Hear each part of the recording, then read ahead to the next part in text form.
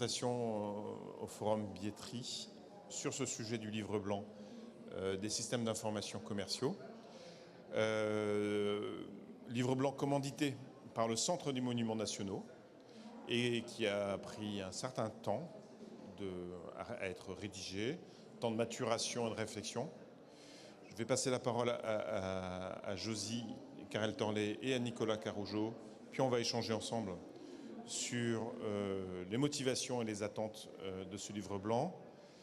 Une des motivations, c'est un point de départ qui est que les systèmes d'information commerciaux sont au cœur de la génération de ressources propres et des revenus des établissements culturels. Et la difficulté étant d'arriver à les moderniser et à faire évoluer la globalité des SI en réponse aux usages modernes et digitaux. Josie, je te laisse te présenter et peut-être en te présentant aussi que tu expliques les missions du Centre des Monuments et son orga et quelques chiffres si tu en as à nous communiquer. Merci Pierre-Marie. C'est très gentil parce que je ne devais absolument pas intervenir, donc je vais faire ça au pied levé. C'était le joke de la journée. Donc Josie Carrel-Torlet, je suis la directrice du développement économique et de la relation visiteur du Centre des Monuments Nationaux. Donc le Centre des Monuments Nationaux, tout le monde le connaît, personne ne le connaît en fin de compte. D'ailleurs, on est en train de travailler sur la marque à l'heure actuelle. Le Centre des Monuments Nationaux, c'est 110 monuments à travers toute la France. 80 monuments qui sont ouverts au public. Alors avec des monuments totalement emblématiques que vous connaissez, comme l'Arc de Triomphe, l'abbaye du Mont-Saint-Michel, le château, les remparts de Carcassonne, mais c'est aussi le château de Charey-Saintrat, que peu de gens connaissent. Et puis ce sont des projets emblématiques, le dernier étant rentré dans notre giron, c'est la Cité internationale de la langue française, qui est un chantier présidentiel à Villers-Cotterêts dans l'Aisne. Et cette année, on va réouvrir les tours de Notre-Dame également. Et l'année prochaine, le Palais du Thau à Reims, puisque nous gérons, hormis, on n'a pas assez de 110 monuments, on a également 89 cathédrales. Donc, nous gérons les tours de la cathédrale de Reims. Et juste à côté, à droite de la tour de la cathédrale de Reims, vous avez ce qu'on appelle le Palais du Thau, qui est en fin de compte le musée des sacres royaux. Donc un établissement qui reçoit chaque année plus de 11 millions de visiteurs, ancré sur le territoire national. Je crois que nous sommes sur certains territoires le seul service public qui reste, qui demeure. Donc un lien très très fort avec la ruralité et les territoires. Et puis nous avons beaucoup de spécificités au Centre des Monuments Nationaux, notamment le fait que nous sommes un réseau et nous avons un système de péréquation. C'est-à-dire qu'aujourd'hui, sur 80 monuments ouverts au public, on en a clairement 5 qui font vivre les 75 autres, même plus ceux qui ne sont pas ouverts au public, avec l'objectif d'augmenter effectivement le nombre de ces monuments qui apportent une contribution au réseau. Donc système de péréquation et un système aussi où sur notre budget de fonctionnement nous vivons à peu près à 70% sur des ressources propres. Alors les gros leviers de ressources propres, on a 3 gros leviers. C'est la billetterie bien entendu qui représente un peu plus de 80 millions d'euros par an. Ce sont les librairies boutiques parce que contrairement à d'autres acteurs culturels et d'autres camarades du secteur culturel, nous gérons nous-mêmes nos librairies boutiques ou nos comptoirs de vente. Sur 80 monuments, on a 60 comptoirs de vente et 20 librairies boutiques. Et puis, c'est ce que l'on appelle aussi le domanial, qui représente aussi là aussi une vingtaine de millions d'euros. Et dans le domanial, nous avons toutes les concessions de restaurants. Donc, c'est de la courte ou de la longue durée. C'est de l'immobilier également, des privatisations. Voilà à peu près ce que nous représentons. Moi, je suis arrivée il y a aujourd'hui 3 ans, je crois que c'est mon anniversaire là, déjà au Centre des Monuments Nationaux. Et avec une lettre de mission et une feuille de route assez claire, c'est à la fois d'améliorer la qualité de visite et également de développer bien entendu les ressources propres.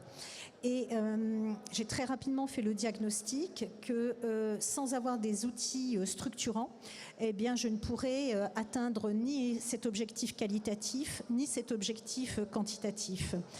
J'ai été pendant 20 ans de ma vie directeur des publics. Et je suis très très attachée, tu parlais d'usage, moi je suis très attachée aux usages, non seulement aux usages d'aujourd'hui mais surtout aux usages de demain. Et aujourd'hui on a des systèmes d'information qui à mon sens ne répondent pas à la fois sur leur rigidité, sur leur capacité d'être agile et de pouvoir se développer à ces objectifs.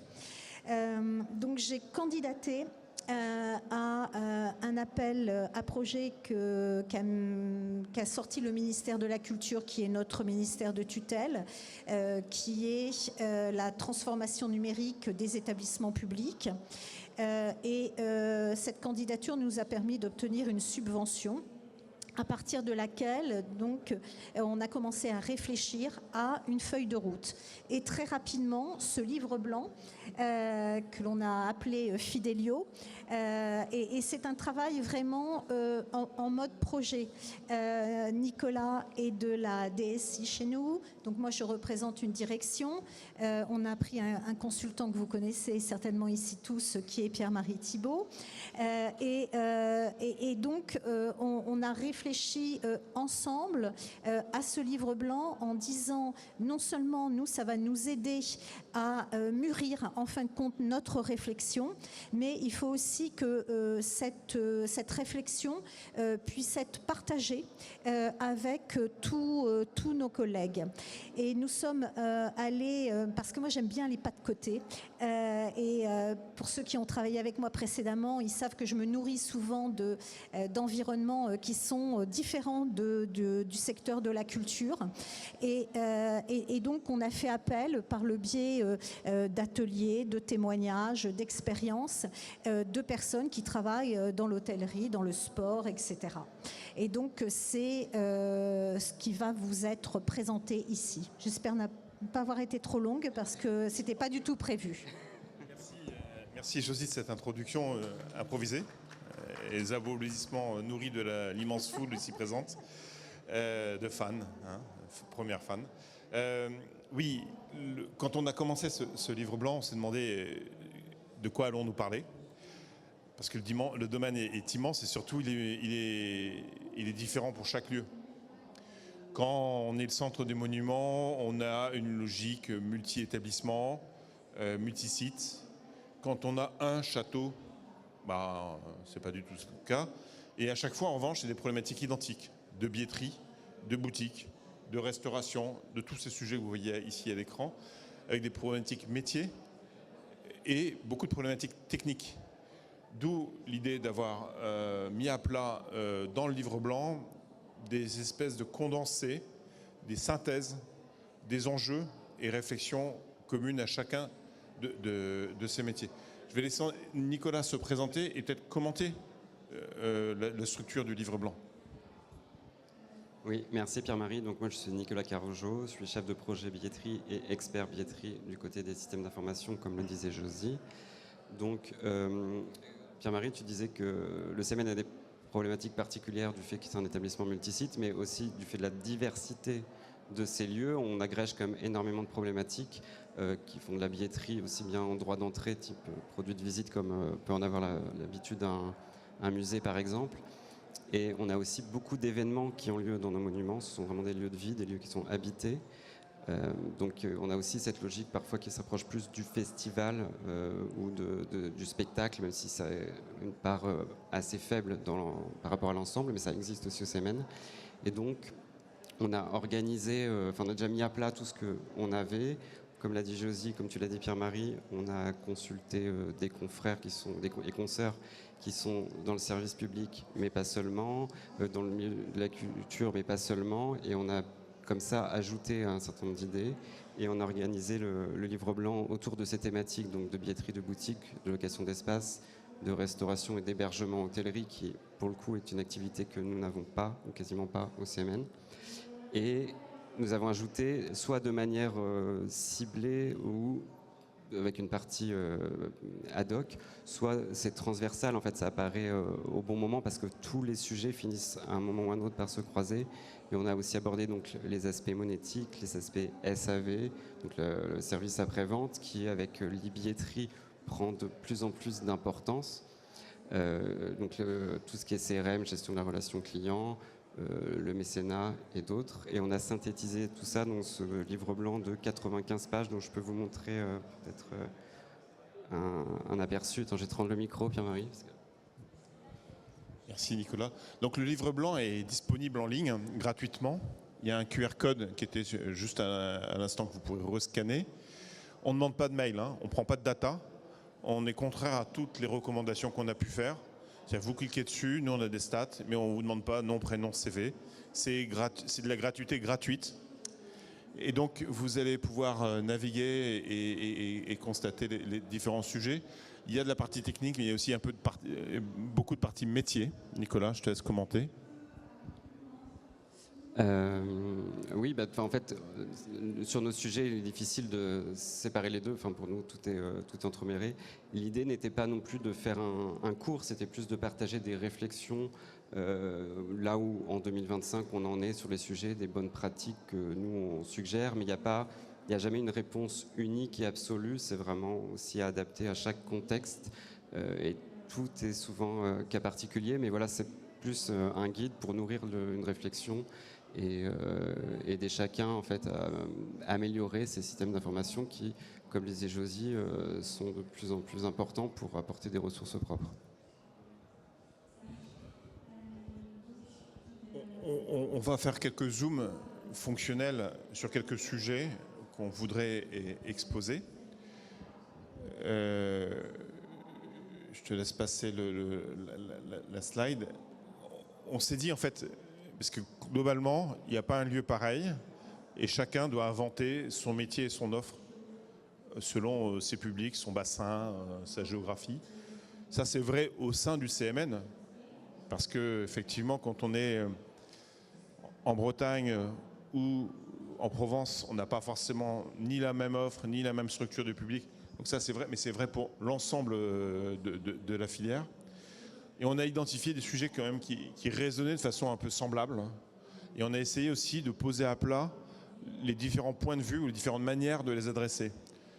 Donc là, on a voulu vous donner 3 éléments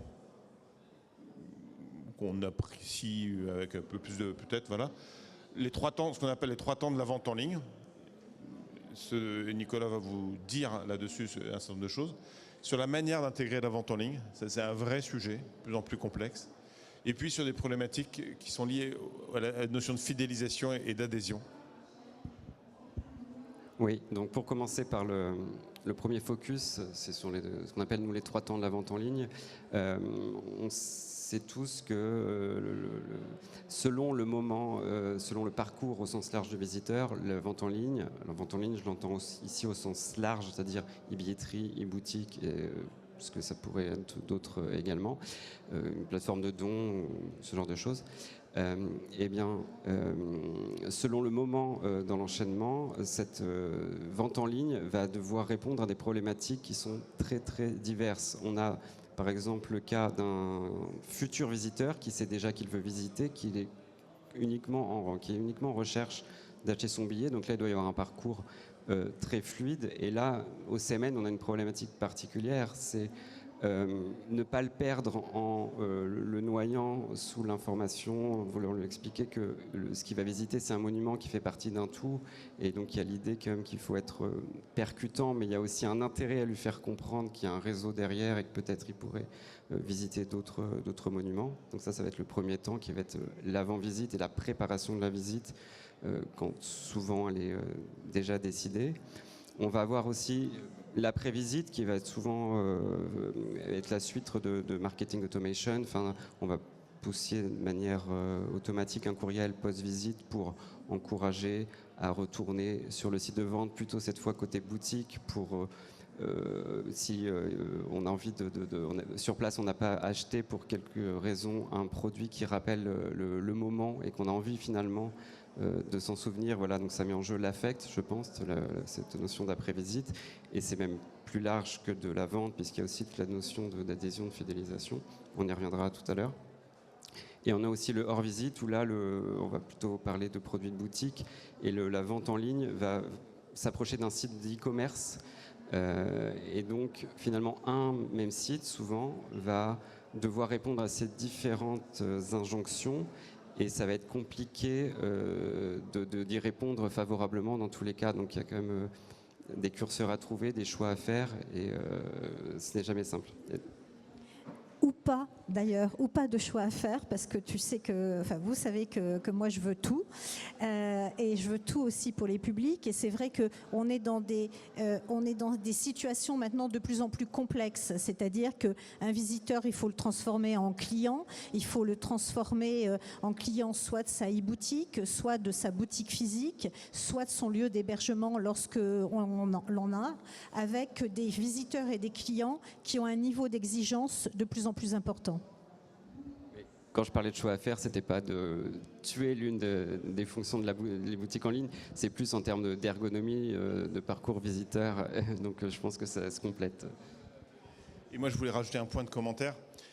On voit trop souvent une intention créative, graphique, esthétique sur la vente en ligne, gâchée par des impératifs techniques ou qualifiés de marketing. Et on se retrouve à passer d'un très bel environnement à un truc impossible, où on doit faire des allers-retours entre le site de vente en ligne, sa boîte mail perso et le 3DS Secure de la banque. Et les gens abandonnent. Et donc on évoque toutes ces problématiques de fluidité dans le livre blanc. On explique aux gens que le but du visiteur, c'est de rentrer. Et peut-être que dans l'établissement, il y a quelqu'un dont le boulot, c'est de collecter les données pour envoyer des milliers ou centaines de milliers de newsletters. Mais est-ce que c'est bien le but en soi? Et est-ce que le but en soi, c'est pas de laisser les gens venir et revenir, plutôt que de vouloir collecter des données, parce qu'on l'a toujours fait? Et ça, c'est des choses que nous, dans notre métier en tant que consultant, on voit à longueur de temps, et qu'on a essayé de poser sans prendre position. Mais se rappeler que le but du visiteur, c'est simple, c'est venir. Et la vente en ligne, elle doit répondre soit à une demande de « je veux acheter un billet pour tout de suite ». Voilà, je clique, j'ai mon billet. Et après-demain, il n'y aura plus de billet, il y aura une reconnaissance biométrique et je rentrerai. Et on sera au même niveau. Et dans 10 ans, on aura parlé de la biométrie et ça sera devenu commun. Et puis, ou 15 ans, j'en sais rien. Et puis, d'autres modes, il faut arriver à intégrer ce que vient d'expliquer Nicolas, l'après-visite et le hors-visite, qui sont autant d'enjeux à intégrer sur le site Internet. Donc le site Internet, c'est la pierre de base sur laquelle on doit arriver à agréger tous ces flux et ces motivations différentes. Donc, souvent, un premier problème qu'on va rencontrer dans les établissements publics, c'est que le site Internet appartient à la communication, et la partie vente en ligne va appartenir au marketing, au public. Les deux ne vont pas se parler ou ne vont pas être dans la même direction. Donc on ne parle pas de ça, nous, dans le livre blanc. Voilà. Mais on se rend bien compte qu'il n'y a pas que des problèmes techniques, il y a aussi beaucoup de problèmes d'organisation et d'évolution des organisations. C'est des sujets dont on a beaucoup parlé en interne, on n'a pas forcément écrit ici. Deuxième sujet peut-être, à moins que je... Non. Deuxième sujet, c'est justement ce niveau d'intégration au site institutionnel de la vente en ligne. Donc j'ai mon site internet, le fameux monument bidule machin, etc. Où est-ce que je vais mettre la vente en ligne et à quel niveau de finesse je vais la mettre? Ça, on a posé quelques éléments de repère à garder en tête. L'idée, c'est que demain, après-demain, vous devez repenser votre billetterie, que vous ayez quelques conseils similaires à ceux qu'on peut rendre quand on fait des réunions ensemble, en tête, pour que vous puissiez, avec vos équipes, vous posez les bonnes questions et les hypothèses fonctionnelles et techniques. Voilà. Alors, le livre blanc étant un document PDF, je n'ai pas pu insérer un GIF, mais je vais vous le partager maintenant. Et je vous explique ensuite pourquoi ce petit Super Mario. Je pense que la vente en ligne doit éviter ce que j'appelle l'effet Super Mario, c'est-à-dire, hop, hop, hop, on est dans un endroit et à un moment on tombe quelque part, on ne sait pas bien où, on n'a pas bien compris, parfois on n'a même pas conscience qu'on est tombé quelque part. Et après, on n'en sort plus, ou on ressort à un autre endroit, on n'y comprend plus rien. Et il n'y a rien de pire en termes de navigation dans le but d'acheter un billet que de perdre l'internaute. Donc, même si ça s'est beaucoup fait ces dernières années, c'était vraiment la norme, le site de billetterie en marque blanche. Il me semble qu'aujourd'hui, l'intégration en un unique site web, parce que non plus en 2 sites scindés qui répondaient à une logique d'organigramme dont tu le parlais Pierre-Marie, c'est un peu la réponse finalement au point 1, c'est comment embarquer tous les sites dans un seul site pour que ce soit beaucoup plus fluide et compréhensible pour l'internaute en tant qu'acheteur potentiel, et c'est assez crucial pour nos établissements. Je ne sais pas s'il y a des éditeurs dans la salle qui se reconnaissent dans Mario, hein, ici. Et c'est vrai qu'on l'a tous vécu. Hein. On est sur un joli site et puis d'un seul coup, pouf, on tombe dans un truc. On n'arrive même pas à revenir en arrière. Quand on clique sur le GIF en haut à gauche, on tombe sur la page d'accueil de la billetterie qui n'avait rien à voir avec ce qu'on avait commencé à voir. On est perdu. La question, c'est qui est le boss de fin de niveau? Mais ça, c'est peut-être la banque, peut-être la monétique. Et troisième focus. Alors ça, c'est l'adhésion. L'adhésion dans le monde des musées et monuments.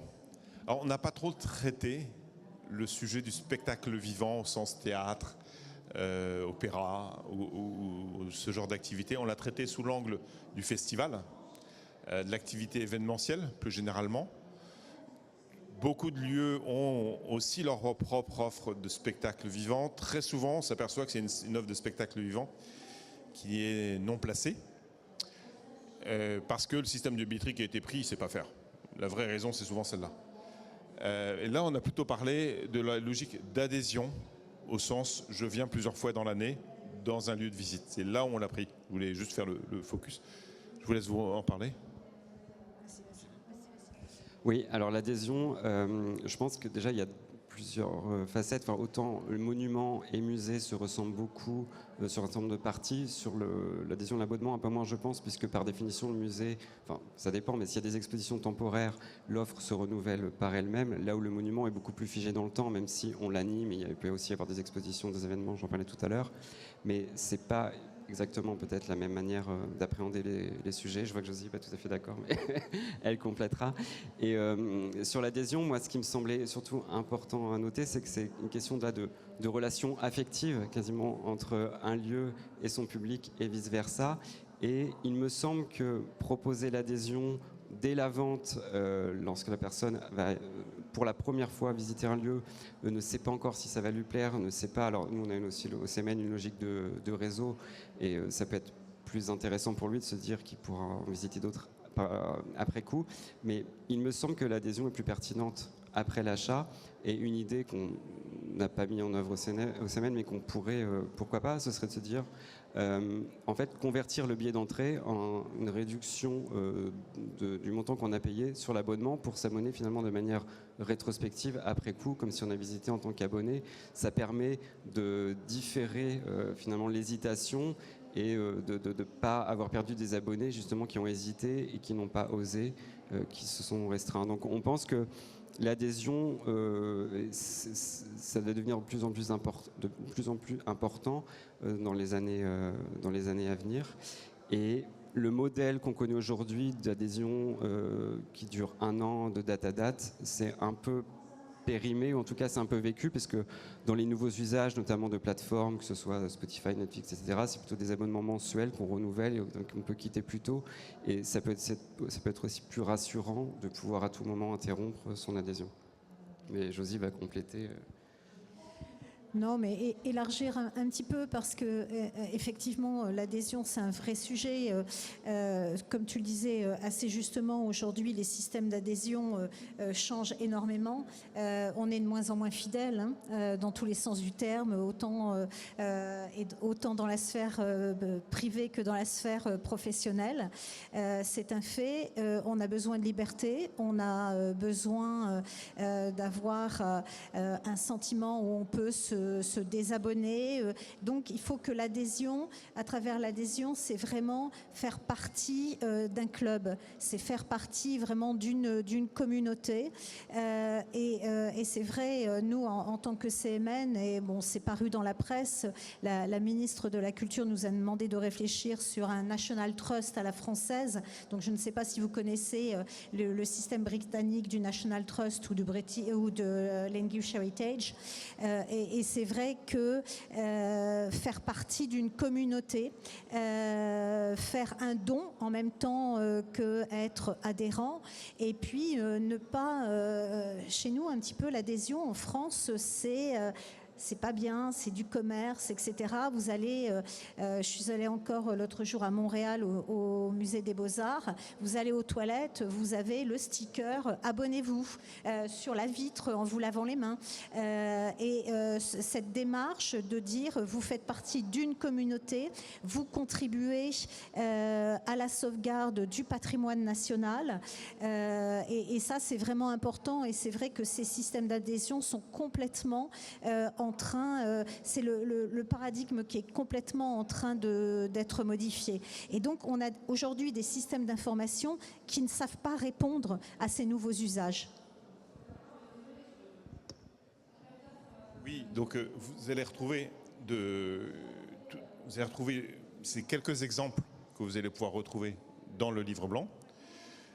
On ne parle peut-être pas aussi librement que ça dans le livre blanc que là on vient de le faire, parce qu'on est dans un cadre qui est formaté. On va quand même saluer aussi le travail de graphisme qui a été fait, parce qu'on s'est dit qu'il fallait qu'il y ait une qualité de restitution qui était à la hauteur du travail fourni et des financements qui avaient été reçus. Donc il y a eu un vrai travail qu'on peut apercevoir ici de création par une graphiste.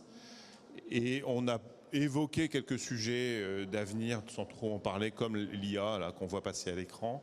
Objectivement, quand on refera la V2 de l'IA, on écrira 40 pages. Là, on en a mis une. Bon, chaque chose en son temps.